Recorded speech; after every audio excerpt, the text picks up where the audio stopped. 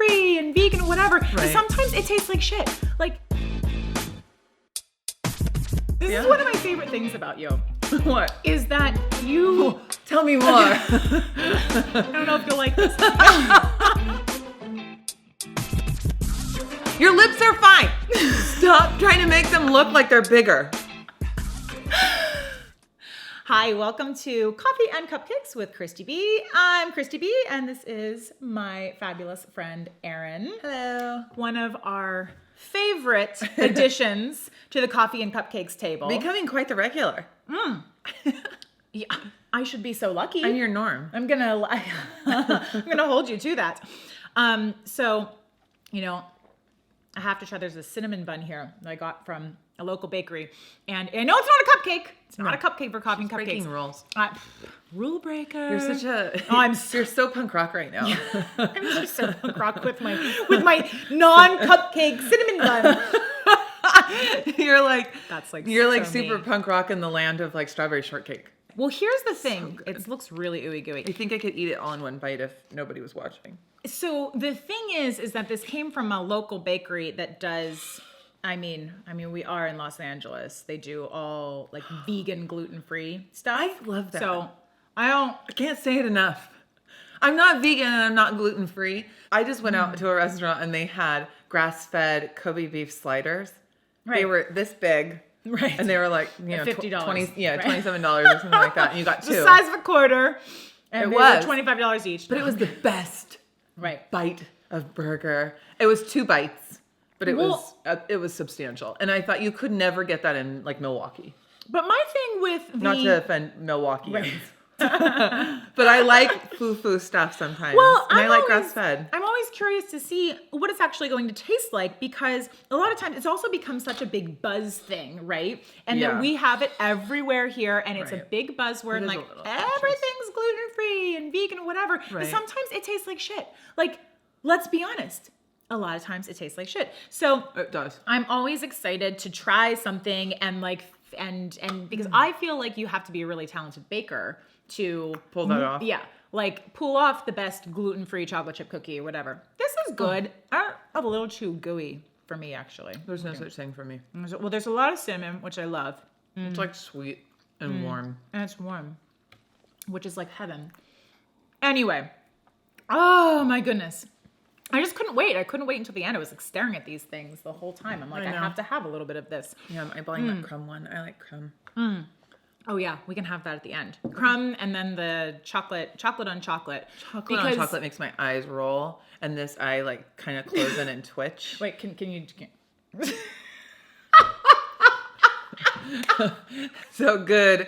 Chocolate on chocolate is to my brain. My brain's like, what? Chocolate on chocolate. This is one of my favorite things about you. What? Is that you... Tell me more. I don't know if you'll like this. Oh no! Tell me off camera. Let's do a test run. You are like me in that... my favorite thing about you is you're exactly like me. There's more. You're like me in in that you... are not afraid to make yourself look bad for the laugh. You know, totally. Like not everyone will sacrifice themselves for the laugh. And like we have some of my favorite pictures. Remember that party, the night that we went out, we all wore wigs. It was like a group of girls. We all wore these ridiculous wigs. And so we've got all these like selfie pictures where all the girls are like crammed in. Remember? All cute. Like a kissy face. Kissy face. And then Erin's in the background. Like this. Which is common for selfies of me. My favorite face of yours, you're like popping up in the background. You're like. Because my eye might twitch for different reasons when it comes to taking selfies and you're trying to look so puckered up cute. Why do girls do that? Your lips are fine. Stop trying to make them look like they're bigger.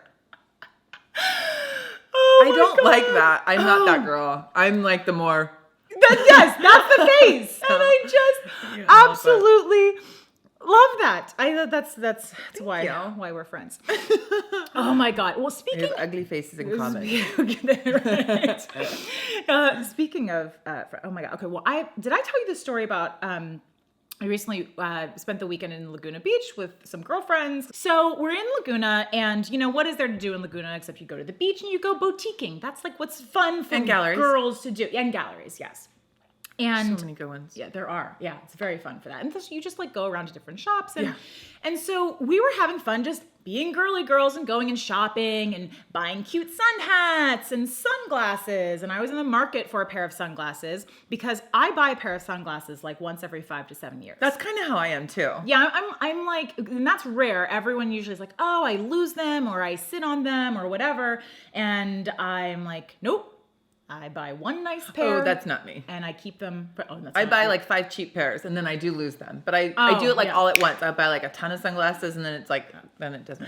Yeah. So we're nothing alike. That's what I like about you.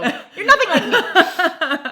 So anyway, I'm like, you know what? I feel a bit boring. I feel like I need to have a different pair of sunglasses for different outfits or whatever. I finally got a pair, but it was like a big deal for me because it's not easy for me to decide on something that's a little bit outside of my comfort zone. So we're walking down the street and we're just conversing as bubbly girls will do about our shopping and boutiquing and all of our fun finds. And I was talking about my sunglasses. I was like, thank you guys I'm so glad that you convinced me to get them because I do like them. They are fun. I feel fun in them. And I was saying things like this, right? And this is like normal. This is the way that we talk. Then out of nowhere, this woman who apparently has been walking in front of us for a while, I don't know, I'm not paying attention to her, didn't think she was paying attention to me, turns around and in just the most like sickening voice looks right at me and goes, Are they? Are they fun? And do you just feel fabulous? This is a complete stranger that I have not addressed. Can you imagine? What's it to her? Turns around. Freak that she is so... Like she was clearly upset by the language that I was using. I had offended her on some level. On some fun and fabulous level. I had offended her by being happy. And I just was like, we were all just shocked. And I looked at my friends and of course, like the only thing I could just think of at that time is I just looked right at her and I said, yes, they are fun. And I do feel fabulous because I'm having fun with my fabulous friends and we will. Life. We will always be fun and fabulous. I said that. I said we will. I like that part. That's what I said. And we will always be fun and fabulous. That was the closer. Yeah. I know. And you won't because you're a miserable fill in the blank. I realized that as we were talking, I might have sounded like a valley girl, like a disingenuous, straight out of the movie. Oh my God, clueless. I feel so fun. These are fun. I feel fabulous. These are so fun and fabulous. I'm sure I maybe sounded like that a little bit. But as I told my friends, I was like, I hope that when we're 70 years old, we go boutiquing and buy sunglasses and still talk about them being fun. And we're bubbly and effervescent. And like, this is how I always want to be. Always. No matter what. I know. And it's real. And the fact that there are a lot of people out there and a lot of women, let's just like be honest. Like a lot of times it's other women that like shame us for being so bubbly. My experience is men don't do that. But they're not in judgment of it. No. Whereas a lot of... It's silly to them. And I think they take it lighthearted and silly, but which you is how were being lighthearted and silly. Exactly. But women, I don't know what in the frickin' A is like, is the issue. Like, okay, so say I'm the woman that's walking in front of this clique of girls that are, giggling and talking about sunglasses in like a valley way, if that's even how it was, right? My story would not end with, and then I turned around and I was like, oh, are you so fun and fabulous? Are they? My story would be like, oh my gosh, I was in front of these girls and they couldn't shut up about their hats and their sunglasses. And they were being so on fire about their sunglasses and how fun and fabulous their sunglasses were. And then I would have like a chuckle, but not necessarily at their expense, but like my experience of walking in front of girls that were being really girly, right? Right, and we've all, yes. But her story could have been that way too. She just chose to be a skank. Her skank. And she was with her husband. Oh, how sad for him. How much fun is she in bed? That's my question. She's all, she's really? Not fun, and she's not fabulous. I'll tell you that right now. She's all, really? Is that your move? He's all, I'm trying. Are you really trying? Something very similar happened to me. I ride a specific kind of boutique spin studio style workout. Oh, we can't say it? I don't probably think it's maybe the best idea to say a no, brand name. No, I don't want to put anybody on real blast. You know what I mean? Oh, yeah, no, let's not say any brand names. No, right? I don't. I mean, I ain't one to gossip, but. I'm wearing so-and-so, and these cupcakes are from. But not until you sponsor me. Okay. And we get free stuff. Oh, some free shit. Okay. Yeah. So I'm at this it's like a high-end spin studio. Yes. And a really close friend of mine was an instructor for a long time. Mm-hmm. And so I had gone for a long time. And he stopped teaching there. This in particular workout is so amazingly fun for me. And it's always been kind of a challenge to find a workout that works you that hard, like drenched in sweat, right. Burning 700 calories or whatever it is. You can burn 700 calories in those classes. I mean, it's incredible. Yeah. And I feel like I'm kicking down doors in my life and I'm going to take on the world and I've never felt better in my whole life. Right. And I'm connected and my biggest dream. It's like amazing. It's the best thing ever. It's not just about exercise. Like no way. It's not just about exercise. That's why I like it so much. Is because it's not just about exercise. Right. It's about me and how I feel when I walk away. I'm a single mom. I work nonstop. I really don't date too much. Like my workout is honestly like one of the gifts I give to myself. So I'm going to try this new instructor. By the way, I've met her before. She's so cute. I really like her. She was friends with my friend that I was talking about earlier that was another instructor. I heard that her music was really cool and really different than what I was used to. I was really looking forward to the experience. So I go with 2 other girlfriends. We're in her class. It's all packed. And, when I walk in and the music's playing and I'm like, yeah, I'm like ready to go. Right. I'm setting up my bike. I'm so excited. I can't wait. I got my water, got my towel. It's positioned right. I'm getting all adjusted. Yeah. And the music starts and I'm like, oh, yeah. This is some good shit. And I'm loud and I'm animated in anything I enjoy. No. I bet you're fun in bed. So I'm a loud girl. So I'm in class and I'm getting loud. And that's part of the package, Yes. and that's like what I do in life. I like that. I don't want to change that either. Like when we're talking about who we want to be in 70, at 70 plus, I always want to be like the cheerleader. I always want to be loud. So it's like 2 songs in, I'm like, wow, really feeling it. We're starting to really like crank up and heat up. 3rd song, screaming. There's a couple other screamers in the crowd. And I am so in it. And I'm so excited to be experiencing this. And then the instructor goes, I don't need any cheerleaders in here. She goes, if it's inauthentic, I don't want it. Shut it down. I was all, what? I know. Like her face.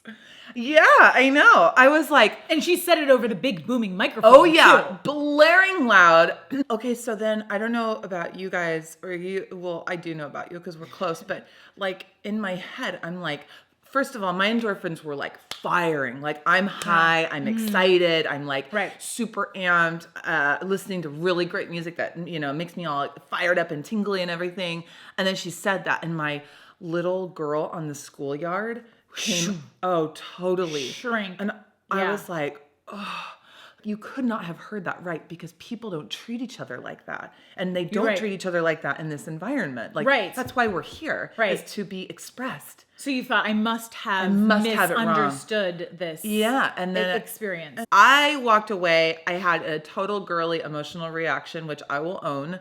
And then I had to like freak out and like call a friend and like have my moment because I'm so used to leaving so like empowered and charged up. And I felt so like sad and like bummed out.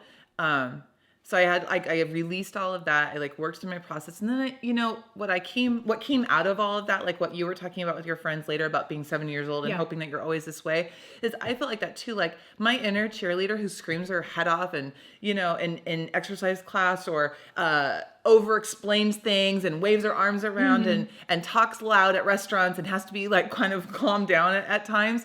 That is part of my personality. And I don't want to be shut down. I don't want to be quiet. I don't want to be a mouse. Like I'm a lion. I like that about me. And I want to keep being that. And I feel sorry for her because she missed out on an opportunity to have somebody ride like a fierce maniac and see what that was even like, And if she didn't like me, then she could ask me not to come back another time quieter. Than to try to publicly shut somebody down is really, right. It's callous.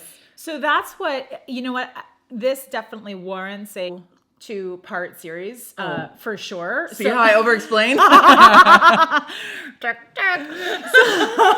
Cue the music. And where is my conductor? Because I love that we got to share these 2 stories, but what I'd like us to get into in the second part is more about like how can we handle this? How can it be better handled? How do we handle people like that in our lives? Ooh, good one. Because I think this is a huge thing for us, people with our personalities. Right. And I think it's a huge thing for women in general. And it's something that I'd like to see us getting more supportive of each other. And I actually have a part 2 of my little Laguna thing too, which ties into this. So we have to do a 2-part series on this. That's the bottom line. So yeah, that's just the bottom line. So we're going to shut it down for now.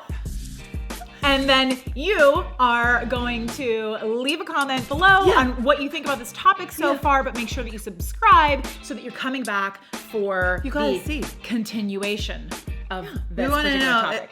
And if you've ever experienced something like that, and how do you handle it? Yeah, okay, all right, this is definitely part 2. Part 2 coming up.